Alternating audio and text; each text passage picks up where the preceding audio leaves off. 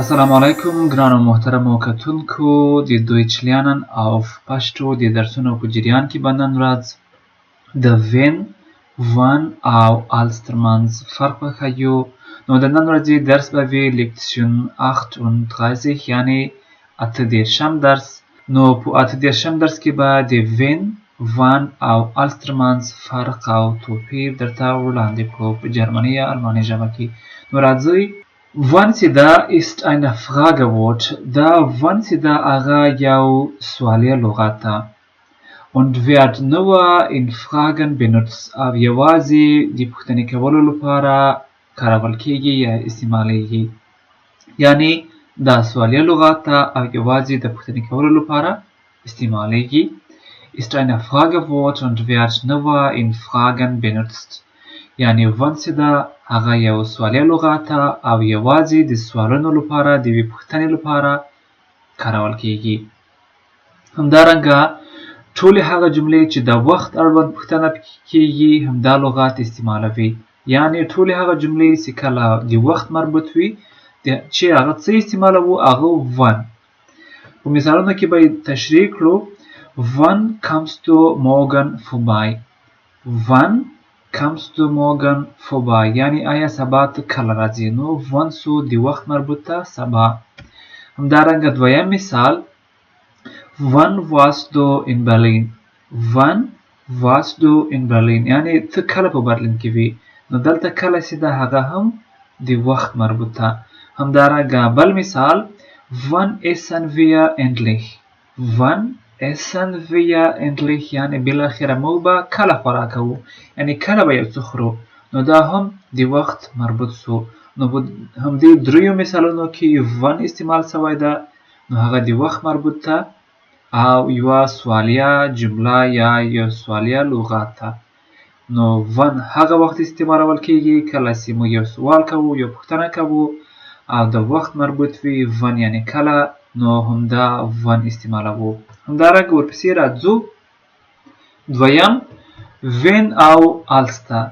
راځئ دا زده کړو چې wenn او als څه دي. همدا دواړه چې دي هغه کنیکسیونن یعنی حروف ربط یا تړونکي حروف یا نښلونکي حروف دي. یا وایو چې دا کنیکسیونن دي یعنی تړونکي دي. کنیکسیونن دي دواړه wenn او als. لومړی als ته راځو. Als ist eine temporale Konjunktion. دا یو موقتی کنیکسیون ده یعنی تړونکی حروف یا حروف ربط یا نښلونکی حروف ده. Nur in der Vergangenheit. دا als ده یوازې په تیر زمانه کې یا په تیر وخت کې استعمالول کیږي. Nur in der Vergangenheit. نو als د وخت یا د موقت یعنی وخت مربوط دی ولی یوازې په Vergangenheit یعنی په تیر زمانه کې کارول کیږي. als یوازې په تیر زمانه کې د وخت مربوط یا temporale Konjunktion ده. یعنی دا موقتی یعنی د وخت تړونکی ده. موقت یعنی وخت کوم یو چې یوازې په تیر زمانه لپاره کارول کیږي یعنی Vergangenheit په تیر زمانه کې کارول کیږي. راځو اوس مثال وګورو. als ich ein Kind war یعنی کله چې زه ماشوم وم یا ماشوم وم یو څوک ویلی سي wollte ich gerne Polizistin werden یعنی ما خوښول چې یوه پولیسه جوړه سم یا پولیسه شم. دا یوه جنۍ یا ښځه وایي als ich ein Kind war یعنی کله چې زه ماشوم وم wollte ich ما غوښتل gerne یعنی خوښول مې ده Polizistin werden چې پولیسه جوړه سم. Polizistin یعنی پولیسه مؤنث او که چیرته بیا نارینه وي Polizist یعنی پولیس. نو دا مثال ده als. دا یعنی als د هغو کارونو لپاره کارول کیږي چې هغه یو وارې پیښیږي einmal وي. یعنی als یعنی یو څوک یو ځل ماشوم وي نو دا یوازې چې یو ځل استعمالول کیږي یو ځل لپاره او په Vergangenheit کې وي. دا هم بل شرط ده چې لومړی به Vergangenheit کې وي او دویم به einmal وي یعنی یو ځل به وي. ورپسې راځو د als بل مثال ته. als ich gestern bei der Arbeit war rief meine Mutter an یعنی als ich gestern bei die Arbeit war یعنی کله چې زه پرون په کار کې وم زما مور ټلیفون کاوه یعنی Vergangenheit rief meine Mutter an یعنی زما مور ټلیفون کاوه تیره زمانه ده Vergangenheit ده نو په Vergangenheit کې als کارول کیږي als یعنی یوازې شرط ده چې Vergangenheit به وي نو als استعمالول کیږي Daranga Wusrazu Winter Winzida Aga ist eine Konjunktion Aga هم یو حروفی ربط یا نهلونکی یا تړونکی حروف ده die temporal und conditional benutzt wird کوم یو چې د موقت یعنی د وخت او د شرطونو لپاره کارول کیږي نو Winzida Win Aga هم د temporal او هم conditional یعنی Bedingungen شرطونه او temporal او د وخت لپاره کارول کیږي یعنی هم شرط موجود وي او هم وخت وي د دې لپاره بیا وین استعمالول کیږي همدا وین چې دا هم په حاضره او راتلونکي زمانه یعنی وخت کې بحث کوي یعنی په حاضره gegenwart کوم یو چې حاضره ده هم دا اوس او راتلونکي فوټو کې زمانه کې یا وخت کې بحث کوي او شاید ځینې وخت د Vergangenheit یا د تیر وخت لپاره د تیر زمانه لپاره هم وین وکارول سي ولی خاصتا په حاضره او راتلونکي زمانه کې استعمالول کیږي اوس راځو د وین مربوط مثالونه وین wir nach Paris fahren یعنی کله چې موږ پاریس ته سفر وکړو kaufe mir eine neue Jacke یعنی زه به ځان ته یو نوی جاکټ یا کوټ واخلم wenn wir nach Paris fahren kaufe mir eine neue Jacke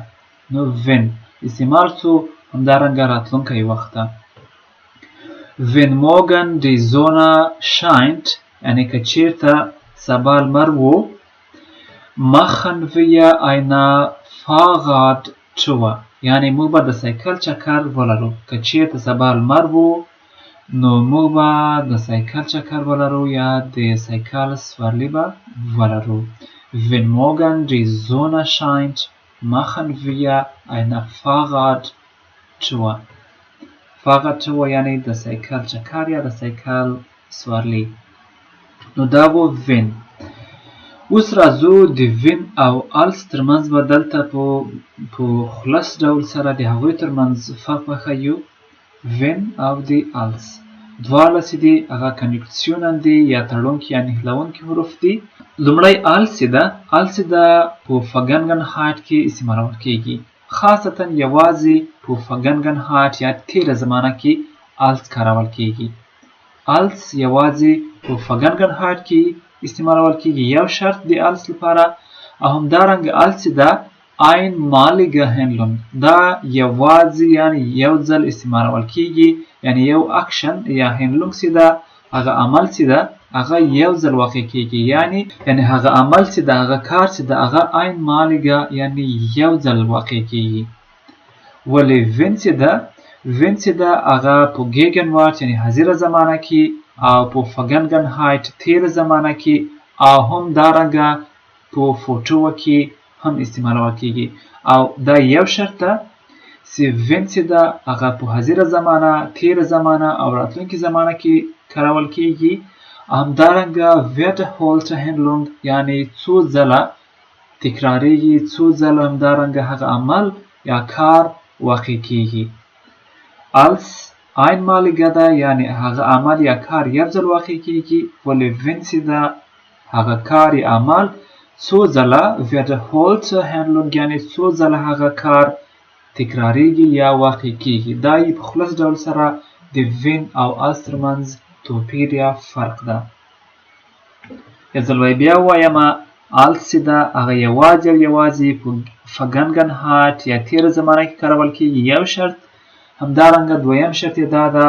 einmalige Handlung یعنی همدارنګه هغه عمل یا کار یو ځل واقع کیږي دا د als لپاره راځو wenn ته داسې ده هم په Gegenwart یعنی حاضره زمانه هم Vergangenheit په تیره زمانه هم فوټو کې استعمالول کیږي when همدارنګه دا یو شرط سو چې په دریو سره زمانو کې کارول کیږي همدارنګه بل شرط دا ده wiederholte Handlung یعنی څو ځله تکراریږي د زیات د یو ځل نه زیات د تکرار وړ وي یا هغه عمل یا کار د یو نه زیات ځله تکراریږي یا wiederholte وي یعنی څو ځله تکراري کار وي.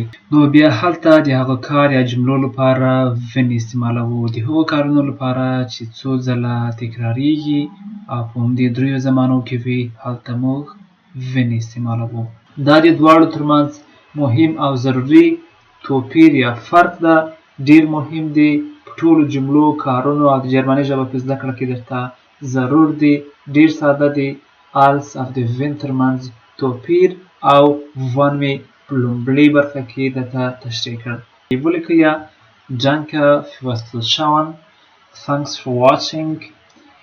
د خدای په امان. Bye bye. Auf Wiedersehen and have a wonderful time.